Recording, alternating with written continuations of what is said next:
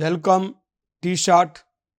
మన ఇండియన్ ఎకానమీలో భాగంగా బ్యాంకింగ్ సిస్టమ్ అనే టాపిక్ను మనం పరిశీలించినట్లయితే ప్రీవియస్లో మనకు జరిగిన అనేక రకాల పోటీ పరీక్షల్లో జనరల్ స్టడీస్లో బ్యాంకుల నుంచి అనేక ప్రశ్నలు మనకు రావటం జరిగింది.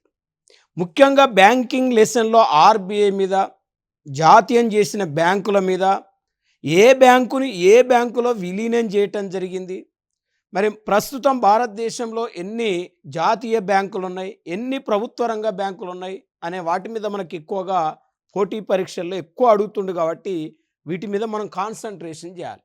ఇప్పుడు బ్యాంకు అనే ఒక పదము బాంకో అనే ఒక లాటిన్ పదం నుండి ఉద్భవించింది. బాంకో అనే ఒక లాటిన్ పదం నుండి ఉద్భవించింది. బాంకో అనగా ద్రవ్యాన్ని మారకం చేయుట, అంటే ఒకరి నుంచి ఒకరికి డబ్బును మారకం చేసేయే బ్యాంకులు.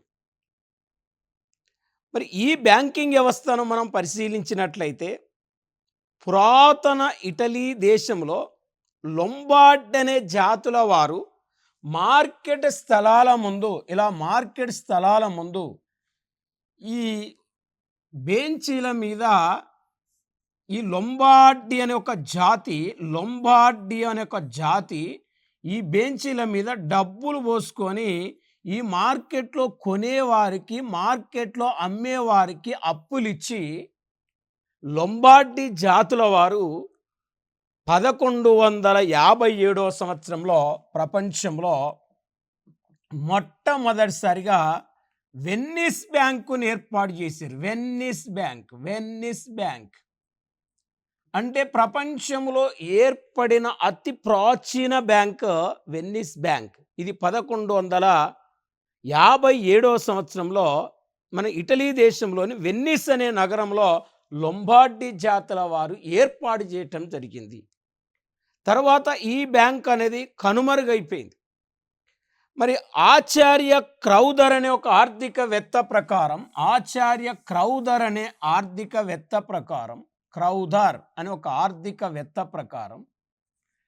ఆధునిక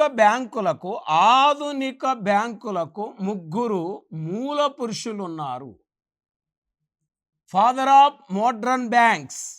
ఇక్కడ ఆధునిక బ్యాంకులకు ముగ్గురు మూల పురుషులు ఉన్నారు.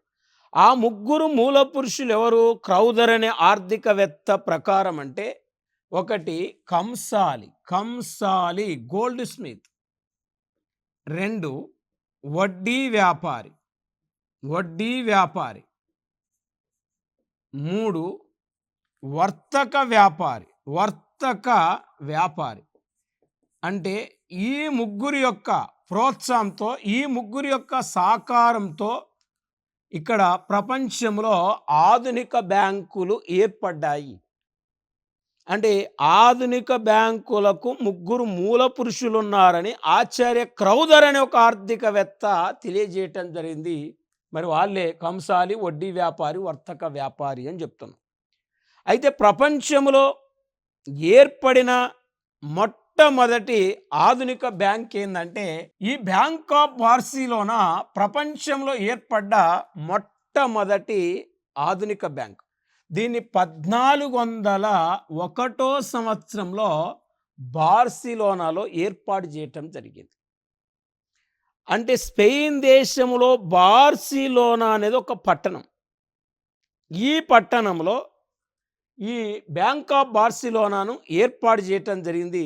దీని తర్వాత బ్యాంక్ ఆఫ్ జెనీవా 1407వ సంవత్సరంలో ఏర్పడ్డది. బ్యాంక్ ఆఫ్ జెనీవా అంటే ప్రపంచంలో ఏర్పడిన మొట్టమొదటి ఆధునిక bank bank of Barcelona, bank of Geneva. తర్వాత అనేక దేశాల్లో ఆధునిక బ్యాంకులు ఉద్భవించినాయి.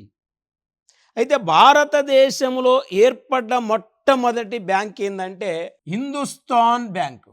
దీనిని 1770వ సంవత్సరంలో కలకత్తాలో ఏర్పాటు చేయటం జరిగింది. హిందుస్థాన్ బ్యాంకు అంటే భారతదేశంలో ఏర్పడిన మొట్టమొదటి బ్యాంక్ ఏంటంటే హిందుస్థాన్ బ్యాంక్ అని చెప్పాలి.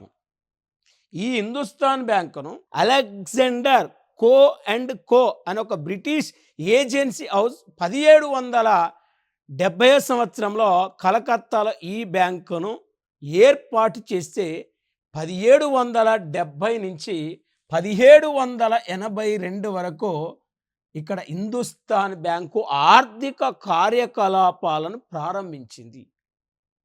1782 సంవత్సరంలో హిందుస్థాన్ బ్యాంకు కనుమరుగైపోయింది, అంటే మూతబడిపోయింది.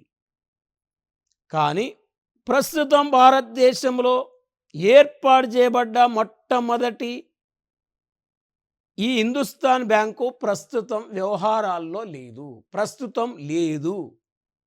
మరి దీని తర్వాత మనం అధ్యయనం చేస్తే ఇక్కడ బ్రిటిష్ వాళ్ళ కాలంలో ఏర్పాటు చేసిన బ్యాంకులను ఏమంటామంటే ప్రెసిడెన్సీ బ్యాంకులు అంటాం. భారతదేశంలో ఏర్పాటు చేసిన మొట్టమొదటి ప్రెసిడెన్సీ బ్యాంక్ ఏందంటాడు. భారత యాజమాన్యంలో ఏర్పాటు చేసిన మొట్టమొదటి బ్యాంక్ ఏందంటాడు. ప్రభుత్వ రంగంలో ఏర్పాటు చేసిన మొదటి బ్యాంక్ ఏందంటాడు. ఇక్కడ మనకు క్లారిటీ ఉండాలి. భారతదేశంలో ఏర్పాటు చేసిన మొదటి బ్యాంకు హిందుస్థాన్ బ్యాంకు, భారతదేశంలో ఏర్పాటు చేసిన మొట్టమొదటి presidency bank bank of Bengal 1806లో ఏర్పాటు చేయటం జరిగింది. బ్యాంక్ ఆఫ్ ముంబై, ఆనాడు బొంబాయి, ఈనాడు ముంబై, 1840 సంవత్సరంలో ఏర్పాటు చేయటం జరిగింది. ఈ బ్యాంక్ ఆఫ్ మద్రాసును 1843లో ఏర్పాటు చేయటం జరిగింది. అంటే బ్రిటిష్ వాళ్ళ కాలంలో ఏర్పాటు చేయబడ్డ ప్రెసిడెన్సీ బ్యాంకులు అంటే bank of Bengal, bank of Mumbai, మరి వాసన్ బ్యాంక్ ఆఫ్ మద్రాస్, ఈ 3 ప్రెసిడెన్సీ బ్యాంకులను బ్రిటిష్ వాళ్ళ కాలంలో ఏర్పాటు చేస్తే ఈ 3 ప్రెసిడెన్సీ బ్యాంకులను కలిపి 1921 సంవత్సరంలో ఇక్కడ ఇంపీరియల్ బ్యాంక్ ఆఫ్ ఇండియాను లాంచ్ చేయటం జరిగింది. ఇంపీరియల్ బ్యాంక్ ఆఫ్ ఇండియా అంటే ఇంపీరియల్ బ్యాంక్ ఆఫ్ ఇండియాలో విలీనం చేయబడ్డ బ్యాంకులు bank of Bengal, bank of Mumbai, bank of Madras, ఈ 3 బ్యాంకులను కలిపి ఇంపీరియల్ బ్యాంక్ ఆఫ్ ఇండియాను 1921లో లాంచ్ చేస్తే ఈ ఇంపీరియల్ బ్యాంక్ ఆఫ్ ఇండియానే 1955 సంవత్సరంలో ఎస్బీఐగా స్టేట్ బ్యాంక్ ఆఫ్ ఇండియాగా పేరు మార్చటం జరిగింది. మరి ఈ స్టేట్ బ్యాంక్ ఆఫ్ ఇండియాను 55లో ఇంపీరియల్ బ్యాంక్ ఆఫ్ ఇండియాని ఎస్బీఐగా పేరు మార్చి గోర్వాలా కమిటీ సిఫారసులు అనుసరించి స్టేట్ బ్యాంక్ ఆఫ్ ఇండియాను 1955లో జాతీయం చేయటం జరిగింది. మరి జాతీయం చేయటం జరిగింది 1955లో ఎస్బీఐ. అయితే భారతదేశంలో అత్యంత పురాతనమైన బ్యాంకు, ప్రస్తుతం వ్యవహారాల్లో ఉన్న బ్యాంక్ ఈ స్టేట్ బ్యాంక్ ఆఫ్ ఇండియా మరి 55లో లాంచ్ చేసిరు అని చెప్తున్నాం. దీని తర్వాత భారత యాజమాన్యంలో ఏర్పాటు చేయబడ్డ మొట్టమొదటి బ్యాంకు అంటే మేనేజ్మెంటు మనది, ఇన్వెస్ట్మెంట్ ఫారెన్ వాళ్ళది. అంటే మన మేనేజ్మెంట్ ఆ బ్యాంకులో మనదైనప్పటికీ అందులో డిపాజిట్లు కానీ పెట్టుబడులు కానీ విదేశీయులు ఉన్నాయి. అందుకే భారత యాజమాన్యంలో ఏర్పాటు చేయబడ్డ మొట్టమొదటి బ్యాంకు ఇక్కడ మనం ఔదు కమర్షియల్ బ్యాంక్. ఈ ఔదు కమర్షియల్ బ్యాంకు మనం చూస్తే దీన్ని 1881లో ఆగ్రాలో ఏర్పాటు చేయటం జరిగింది. అందుకే భారత యాజమాన్యంలో ఏర్పాటు చేయబడ్డ మొట్టమొదటి బ్యాంకు ఔదు కమర్షియల్ బ్యాంక్. మరి భారతదేశంలో ఏర్పాటు చేసిన మొట్టమొదటి ప్రభుత్వ రంగ బ్యాంక్ ఏంటంటే ఇక్కడ పిఎన్బి పంజాబ్ నేషనల్ బ్యాంక్. అంటే ప్రభుత్వ రంగంలో ఏర్పాటు చేసిన మొదటి బ్యాంక్ పంజాబ్ నేషనల్ బ్యాంకును మనం చెప్పుకుంటున్నాం. మరి ఈ పంజాబ్ నేషనల్ బ్యాంక్ మనం స్టడీ చేస్తే, అధ్యయనం చేస్తే 1894 సంవత్సరంలో పంజాబ్ నేషనల్ బ్యాంకును ఏర్పాటు చేయటం జరిగింది. మరి ఆనాడు ఈ పంజాబ్ నేషనల్ బ్యాంకును ఏర్పాటు చేసినప్పుడు దాని యొక్క హెడ్ క్వార్టర్ ఎక్కడుందంటే లాహోర్లో ఉంది.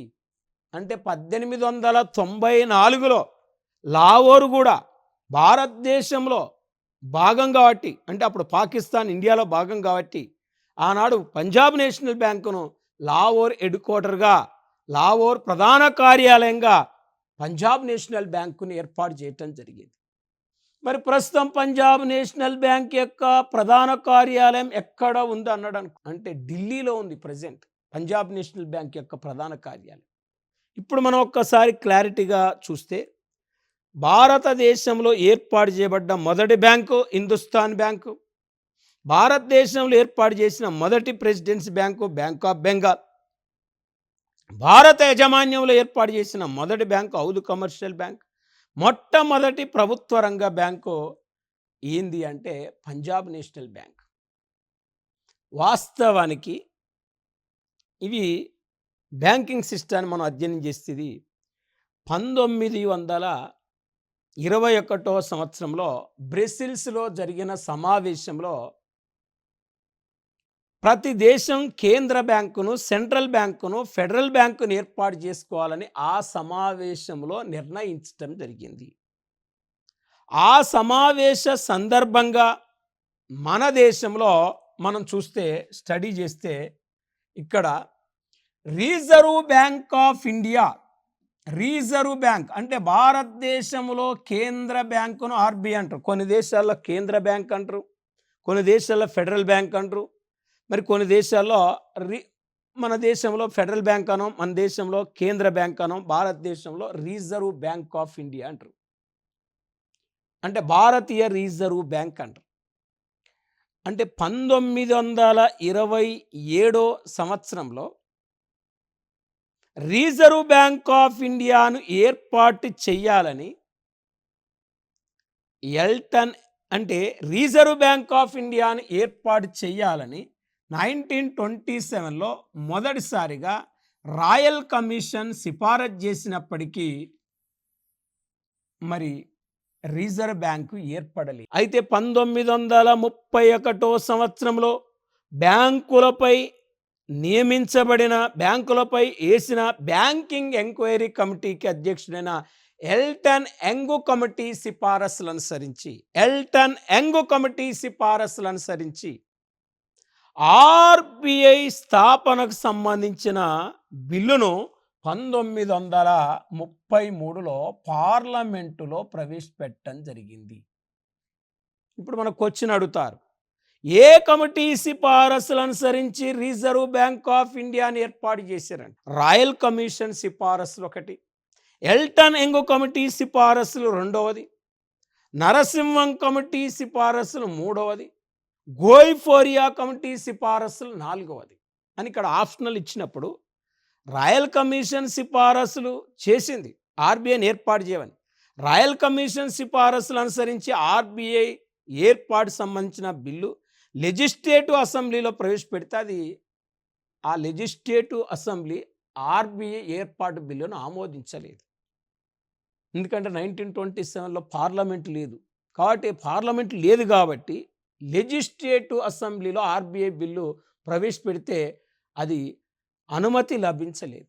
కాబట్టి 1931లో బ్యాంకులపై వేసిన బ్యాంకింగ్ ఎంక్వైరీ కమిటీ సిఫారసులు అనుసరించి ఆ బ్యాంకింగ్ ఎంక్వైరీ కమిటీకి అధ్యక్షుడే ఎల్టన్ యంగ్ కమిటీ సిఫారసులు అనుసరించి మరి 1933లో పార్లమెంటులో ఆర్బీఐ సంబంధించిన బిల్లును ప్రవేశపెడితే మరి రిజర్వ్ బ్యాంక్ ఆఫ్ ఇండియా చట్టాన్ని 1934లో పార్లమెంటు ఆమోదించింది. దీన్నే ఆర్బీఐ చట్టము 1934 అంటారు. ఆర్బీఐ చట్టము 1934 అంటారు. 1934 ఆర్బీఐ చట్టం ప్రకారం 1935 ఏప్రిల్ 1న రిజర్వ్ బ్యాంక్ ఆఫ్ ఇండియాను ఏర్పాటు చేయటం జరిగింది? మరి రిజర్వ్ బ్యాంక్ ఆఫ్ ఇండియాను ఏర్పాటు చేయటం జరిగింది 1935 ఏప్రిల్ 1న. మరి ఆర్బిఐని ఏర్పాటు చేసినప్పుడు దాని యొక్క ప్రధాన కార్యాలయము 35లో కలకత్తాలో ఉంది. కలకత్తాలో ఉంది. అయితే ఈ రిజర్వ్ బ్యాంక్ ఆఫ్ ఇండియా యొక్క కార్యాలయాన్ని 1937లో ఆనాడు బొంబాయికి తరలించటం జరిగింది. అంటే కలకత్తా నుండి బొంబాయికి తరలించారు 1937లో. అంటే 2 సంవత్సరాలు కూడా ఆర్బీఐ యొక్క హెడ్ క్వార్టర్ కలకత్తాలో ఉంది. 37లో బొంబాయి, 37లో ముంబాయి. ఈనాడు ముంబాయి, ఆనాడు బొంబాయి. 37లో ముంబాయికి తరలించారు. ఆనాటి నుంచి కూడా ఈనాటి వరకు కూడా ఆర్బీఐ యొక్క కార్యాలయం ముంబాయిలో ఉంది. ఆర్బీఐకి ఒక ప్రధాన కార్యాలయం, 19 ప్రాంతీయ కార్యాలయాలతో ఆర్బీఐ పనిచేస్తుంది. దీనికి 4 ప్రాంతీయ బోర్డులు ఉన్నాయి. చెన్నైలో ఒక బోర్డు ఉంది, ముంబాయిలో ఒక బోర్డు ఉంది, కలకత్తాలో ఒక బోర్డు ఉంది, ఢిల్లీలో ఒక బోర్డు ఉంది. 4 ప్రాంతీయ బోర్డులతో 19 ప్రాంతీయ కార్యాలయాలతో ఒక ప్రధాన కార్యాలయంతో రిజర్వ్ బ్యాంక్ ఆఫ్ ఇండియా పనిచేస్తుంది. 35 ఏప్రిల్ 1న ఏర్పడితే రిజర్వ్ బ్యాంక్ ఆఫ్ ఇండియాను 1949 జనవరి 1న ఆర్బీఐని జాతీయం చేయటం జరిగింది. నేషనలైజేషన్ బై ఆర్బీఐ 1949 జనవరి 1. మరి ఈ రిజర్వ్ బ్యాంక్ ఆఫ్ ఇండియాను చూస్తే, అధ్యయనం చేస్తే రిజర్వ్ బ్యాంక్ ఆఫ్ ఇండియా నిర్మాణం ఇలా ఉంటుంది. రిజర్వ్ బ్యాంక్ ఆఫ్ ఇండియా నిర్మాణం ఇలా ఉంటుంది. ఎగ్జిక్యూటివ్ డైరెక్టర్స్ 15 మంది ఉంటారు. ఎగ్జిక్యూటివ్ డైరెక్టర్స్ 15 మంది ఉంటారు. ఉప గవర్నర్లు 4 ఉంటారు. గవర్నర్లు 1 ఉంటారు. 1 + 4 5 + 15 మొత్తం 20. టోటల్ 20 మంది ఉంటారని చెప్తున్నాం. అంటే కేంద్ర బోర్డ్ ఆఫ్ డైరెక్టర్లు 20 మంది ఉంటారు. ఆ 20 మందిలో ఒకరు గవర్నర్, 4 డిప్యూటీ గవర్నర్లు, ఎగ్జిక్యూటివ్ డైరెక్టర్లు 15 మంది. ఈ విధంగా రిజర్వ్ బ్యాంక్ యొక్క నిర్మాణం ఇలా ఉంటుంది. దాని యొక్క నిర్మాణం ఈ విధంగా ఉంటుంది. మరి ఈ రిజర్వ్ బ్యాంక్ ఆఫ్ ఇండియాకు ముఖ్య కార్యనిర్వహణాధికారిగా గవర్నర్ వ్యవహరిస్తాడు. ముఖ్య కార్యనిర్వహణాధికారిగా. మరి రిజర్వ్ బ్యాంక్ యొక్క గవర్నర్ యొక్క పదవి కాలం ఎన్ని సంవత్సరాలు అంటే, రిజర్వ్ బ్యాంకు గవర్నర్ పదవి కాలం 3 సంవత్సరాలు. మనం ఏది ఇచ్చినా 5 సంవత్సరాలు దిద్దే అలవాటు ఉంటుంది. ఎందుకంటే ప్రధానమంత్రి పదవి కాలం 5 సంవత్సరాలే, ముఖ్యమంత్రిది 5 సంవత్సరాలే, ఎమ్మెల్యేది 5, ఎంపీది 5, రాష్ట్రపతిది 5. మనకు మ్యాక్సిమం దేశంలో అందరి పదవి కాలాలు 5 సంవత్సరాలు ఉంటాయి. కాబట్టి ఆర్బీఐ గవర్నర్ పదవి కాలం ఎంత అని అడిగినప్పుడు 5 సంవత్సరాలు దిద్దకూడదు. ఆర్బీఐ గవర్నర్ పదవి కాలం కేవలం 3 సంవత్సరాలు మాత్రమే. ఇక్కడ మనం ఎట్లా గుర్తుపెట్టుకోవాలంటే ఆర్బీఐ ఇక్కడ 3 అక్షరాలు ఉన్నాయి కాబట్టి ఇక్కడ ఆర్బీఐ అనగానే మనకు 3 గుర్తు రావాలి, 3 సంవత్సరాలని గుర్తు రావాలి. అట్లా గుర్తుపెట్టుకోవాలి. 3 అంకెల ఆర్బీఐ కాబట్టి ఆర్బీఐ గవర్నర్ యొక్క పదవి కాలం 3 సంవత్సరాలు. అయితే RBI reserve bank of India మొదటి గవర్నర్ ఎవరని అడిగితే ఓస్బర్న్ స్మిత్. అంటే Osborne Smith reserve bank of India యొక్క మొదటి గవర్నర్. కానీ ఇక్కడ పోటీ పరీక్షల్లో అడిగేది మొట్టమొదటి భారతీయ రిజర్వ్ బ్యాంకుకు గవర్నర్ అయిన భారతీయుడు ఎవరు అంటారు. అంటే తొలి reserve bank of India governor ఎవరంటే ఓస్బర్న్ స్మిత్. ఆయన మన దేశం చెందిన వ్యక్తి కాదు, ఇంగ్లాండ్ దేశం చెందిన వ్యక్తి. అంటే reserve bank of India governor అయిన తొలి భారతీయుడు ఎవరంటే సిడి దేశ్ముఖ్. అంటే 37 నుంచి 43 వరకు రిజర్వ్ బ్యాంక్ ఆఫ్ ఇండియాకు భారతీయులు గవర్నర్లు కాలేదు. అంటే మొదటి వ్యక్తి కానీ టైలర్ రెండో వ్యక్తి కానీ వాళ్ళు ఇంగ్లాండ్ దేశం చెందిన వ్యక్తులు. 1943లో reserve bank of India governor అయిన తొలి భారతీయుడు సిడి దేశ్ముఖ్గా మనం గుర్తుపెట్టుకోవాలి. రిజర్వ్ బ్యాంక్ ఆఫ్ ఇండియాకు గవర్నర్ అయిన తొలి భారతీయుడు ఎవరంటే సిడి దేశ్ముఖ్. ఇది మనం ఐడెంటిఫై చేయాలి. ఇది చాలా మోస్ట్ ఇంపార్టెంట్ బిట్టు పోటీ పరీక్షల్లో. ఇంకా మనకి 21వ గవర్నర్ వైవి రెడ్డి, 22వ గవర్నర్ దువ్వూరు సుబ్బారావు. వీళ్ళిద్దరు ఆంధ్రప్రదేశ్ నుండి ఎన్నికైన ఆర్బీఐ గవర్నర్లు. 23వ వ్యక్తి మనకు రఘురామ్ గోవిందరాజన్. 24వ వ్యక్తి మనం చూస్తే ఉర్జిత్ పటేల్. 25వ వ్యక్తి శక్తికాంత దాస్. ప్రస్తుతం reserve bank of India governor ఎవరంటే శక్తికాంత దాస్. శక్తికాంత దాస్ 2018లో మొదటిసారి ఎన్నికై 21 వరకు కొనసాగిండు. 2021 డిసెంబర్ 10 నుండి రెండోసారి ఆర్బీఐ గవర్నర్గా శక్తికాంత దాస్ పదవిలో కొనసాగుతున్నాడు. అంటే 22, 23, 24 నెక్స్ట్ మనకు డిసెంబర్ వస్తే ఈయన పదవి కాలం కూడా కంప్లీట్ అవుతుంది. 26వ రిజర్వ్ బ్యాంకు గవర్నర్గా ఎవరిని నియమిస్తారనేది మనం వెయిట్ చేయాలి. అంటే ఏ వ్యక్తి అయినా ఆర్బీఐ గవర్నర్గా 2 సార్ల కంటే ఎక్కువ సార్లు పదవిని అనుభవించడానికి వీల్లేదు, 2 సార్లు అనుభవించవచ్చు.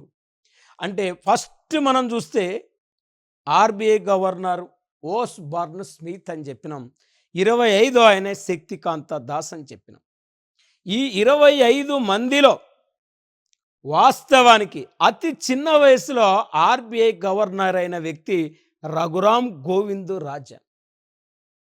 మరి రఘురామ్ గోవిందరాజన్ 50 సంవత్సరాల వయసులో ఆర్బీఐ గవర్నర్ అయిండు. మరి ఆర్బీఐ గవర్నర్ అయిండు 50 సంవత్సరాల వయసులో అంటే గతంలో మన్మోహన్ సింగ్ 50 సంవత్సరాల 15 రోజుల వయసులో ఆర్బీఐ గవర్నర్ అయితే మన్మోహన్ సింగ్ యొక్క రికార్డును రఘురామ్ గోవిందరాజన్ బీట్ చేసి 50 సంవత్సరాల వయసులో అతి చిన్న వయసులో ఆర్బీఐ గవర్నర్ అయిన ఘనతగా రఘురామ్ గోవిందరాజన్ దక్కించుకోవటం జరిగింది. మరియు ఇక్కడ మనం పోటీ పరీక్షల్లో ఇక్కడ అడిగే బిట్టు మనం జనరల్గా తీసుకుంటే మరొక బిట్ ఏంటంటే ఆర్బీఐ గవర్నర్ అయి ప్రధానమంత్రి అయిన వ్యక్తి మన్మోహన్ సింగ్. మరి ఇప్పుడు జనరల్గా ఆర్బీఐలో ఒక గవర్నర్, 4 డిప్యూటీ గవర్నర్లు ఉంటారని చెప్తున్నాం. మరి జనరల్గా ప్రస్తుతం ఆర్బీఐ యొక్క డిప్యూటీ గవర్నర్లు చూస్తే రాజేశ్వరరావు ఆర్బీఐ యొక్క deputy governor, Ravi Shankar present RBI యొక్క deputy governor, Swaminathan present RBI యొక్క deputy governor, Michael Debabrata Patra RBI యొక్క డిప్యూటీ గవర్నర్. మరి వీళ్ళు అయితే భారతదేశ చరిత్రలో ఆర్బీఐకి డిప్యూటీ గవర్నర్ అయిన మహిళ ఉదేశి అనే ఒక మహిళ ఆర్బీఐకి డిప్యూటీ గవర్నర్ అయిందండి. ఇప్పటి వరకు భారతదేశ చరిత్రలో ఏ మహిళ కూడా ఆర్బీఐ గవర్నర్ కాలే, ఒక్క మహిళ కూడా ఆర్బీఐ గవర్నర్ కాలే. కానీ డిప్యూటీ గవర్నర్ అయిన ఆమె ఉదేశి అనే ఒక మహిళ ఆర్బీఐ డిప్యూటీ గవర్నర్ అయింది. ఆమె 2003 నుంచి 2005 మధ్య కాలంలో ఆర్బీఐ డిప్యూటీ గవర్నర్గా ఒక మహిళ పనిచేసింది. మరి మన దేశానికి 2 ఆర్థిక సంవత్సరాలు ఉంటాయి. కేంద్ర ప్రభుత్వ ఆర్థిక సంవత్సరం సెంట్రల్ గవర్నమెంట్ యొక్క ఫైనాన్షియల్ ఇయర్ ఏప్రిల్ 1 నుంచి మార్చి 31 ఉంటే ఆర్బీఐ గవర్నర్ యొక్క అంటే ఆర్బీఐ మనకు ఆర్థిక సంవత్సరం చూస్తే ఆర్బీఐ యొక్క ఫైనాన్షియల్ ఇయర్ మనం చూస్తే ఇక్కడ జూలై 1 టు ఇక్కడ జూన్ 30 ఆర్బీఐ యొక్క ఫైనాన్షియల్ ఇయర్గా మనం చెప్పుకోవచ్చు. అంటే మనకు ఆర్బీఐకి సపరేట్ ఫైనాన్షియల్ ఇయర్ ఉంటుంది, కేంద్ర ప్రభుత్వానికి సపరేట్గా ఫైనాన్షియల్ ఇయర్ ఉంటుంది. కాబట్టి మనం ఇది గుర్తుపెట్టుకోవాలి.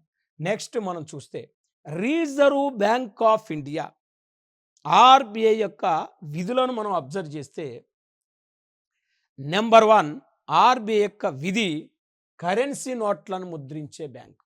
అంటే మన దేశంలో కరెన్సీ నోట్లను ముద్రించే అధికారం రిజర్వ్ బ్యాంక్ ఆఫ్ ఇండియాకుంది. అంటే ఏ పద్ధతి ఆధారంగా కరెన్సీ నోట్లను ముద్రిస్తుందంటే కనిష్ట నిలువల పద్ధతి ఆధారంగా కరెన్సీ నోట్లను ముద్రిస్తుంది. ఈ పద్ధతిని ఆర్బిఐ 1957 నుంచి రిజర్వ్ బ్యాంక్ ఆఫ్ ఇండియా ఈ పద్ధతిని అనుసరిస్తుంది. మరి కరెన్సీ నోట్లను ముద్రించే అధికారం ఆర్బిఐకి ఉంది. ₹1 నోటు మినాయించి అన్ని రకాల నోట్లను ముద్రించే అధికారం ఆర్బిఐకి ఉంది. మరి నోట్లను ముద్రించే అధికారం ఆర్బిఐకే ఉంది, నోట్లను రద్దు చేసే అధికారం ఆర్బిఐకే ఉంది. ₹1 నోట్ను ఇక్కడ ఆర్బిఐ ముద్రించదు, కేంద్ర ప్రభుత్వం ముద్రిస్తుంది. ₹1 నోటు మీద కేంద్ర ఆర్థిక మంత్రిత్వ శాఖ కార్యదర్శి సంతకం ఉంటుంది. మరి కనిష్ట నిల్వల పద్ధతి అంటే 1935 నుండి 1956 వరకు ఆర్బిఐ నైష్పత్తిక పద్ధతి ఆధారంగా కరెన్సీ నోట్లను ముద్రించింది. 1957 నుంచి ఇక్కడ మేజర్గా మనం చూస్తే ఇక్కడ కనిష్ట నిల్వల పద్ధతి ఆధారంగా కరెన్సీ నోట్లని ముద్రిస్తుంది అని చెప్తున్నాం. వాస్తవానికి కరెన్సీ నోట్లు మనం తీసుకుంటే నైష్పత్తిక పద్ధతికి కనిష్ట నిల్వల పద్ధతికి డిఫరెన్స్ ఏంటంటే ఇక్కడ కనిష్ట నిల్వల పద్ధతి అంటే రిజర్వ్ బ్యాంకు కరెన్సీ నోట్లను ముద్రించాలంటే మినిమం ఆర్బిఐ దగ్గర 200 కోట్ల నిల్వలు ఉండాలి ఆర్బిఐ దగ్గర. ఇందులో 115 కోట్లు బంగారపు నిల్వలు, 85 కోట్లు విదేశ మారక నిల్వలు ఉండాలి. ఇంత నిల్వలు ఆర్బిఐ దగ్గర ఉంటే జనరల్గా మనం దేశ అవసరాల నిమిత్తం ఎంత కరెన్సీనైనా ముద్రించుకునే అధికారం రిజర్వ్ బ్యాంక్ ఆఫ్ ఇండియాకు ఇంత ఉంటే. కానీ ఇష్టం వచ్చినట్టు కరెన్సీ ముద్రిస్తే ఎకానమీలో ద్రవ్య సప్లై పెరిగిపోయి ద్రవ్యోల్బణం ఏర్పడుతుంది. కాబట్టి మళ్ళీ కొన్ని ప్రమాణాలకు అనుసరించి reserve bank of India currency నోట్లను ముద్రిస్తుంది. అంటే ఇంత ఉంటే మనం ఎంత కరెన్సీనైనా ముద్రించుకోవచ్చు. రెండవది కేంద్ర ప్రభుత్వ బ్యాంకు.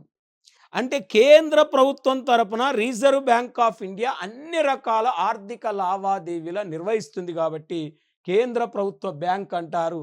మరి బ్యాంకుల బ్యాంకు అంటే వాణిజ్య బ్యాంకులు సేకరించిన డిపాజిట్లలో కొంత శాతం డిపాజిట్ వాణిజ్య బ్యాంకులు ఆర్బిఐ దగ్గర తాకడ పెట్టాలి కాబట్టి బ్యాంకుల బ్యాంకుగా నిర్వర్తిస్తుంది.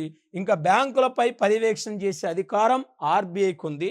విదేశ మారక నిల్వల సంరక్షణకర్త అంటే అన్ని దేశాల ఫారెన్ నిల్వలను కాపాడే బాధ్యత ఆర్బిఐ దగ్గర ఉంది.